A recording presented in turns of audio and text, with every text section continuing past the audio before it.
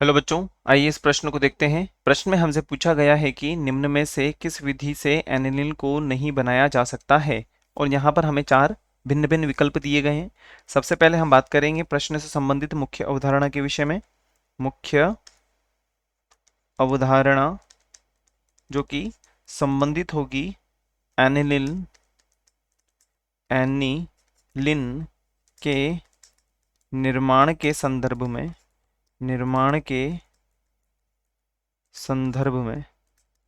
और यदि हम यहाँ पर देखें तो यहाँ पर हमें विकल्प ए जो हमें दिया हुआ है फेनिल आइसोसाइनाइड, तो फेनिल आइसोसाइनाइड को हम इस प्रकार से विन्यासित कर सकते हैं। ये हमारे पास में फेनिल आइसोसाइनाइड हो जाएगा। यहाँ पर हमें N प्लस और यहाँ पर हमारे पास में C माइनस हो जाएगा, और ये हमारे पास में क्या हो जाता है, फेनिल आइसोसाइनाइड हो जाता है। फेनिल आइसोसाइनाइड ये तो हो गया। और इसकी जो अभिक्रिया है, या हम यहाँ पर अम्लीय विलयन के जल अपघटन, तो H2O की यदि हम बात करें यहाँ पर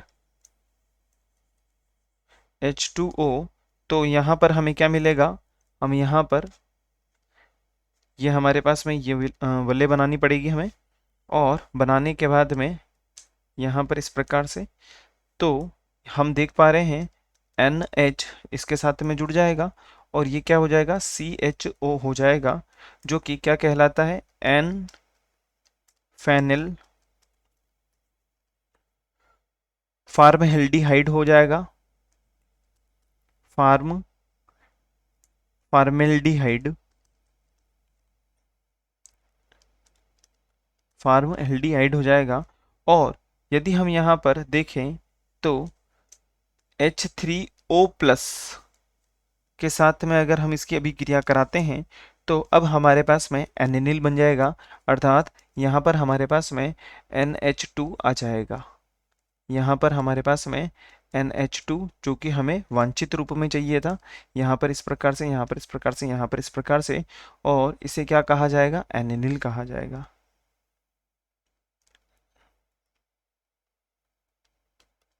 एनिलीन। तो कहा जा सकता है कि विकल्प ए के माध्यम से क्या बनाया जा सकता है, एनिलीन बनाया जा सकता है।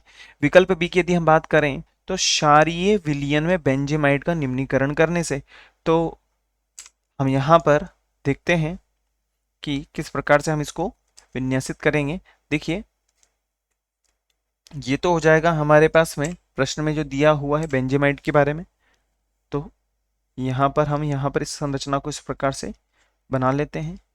बी हमारे पास में है ये, और यहाँ पर हो जाएगा CONH2, CONH2 हो जाएगा, और उपस्थिति हमें किसकी देनी होगी, Br2 और NaOH की।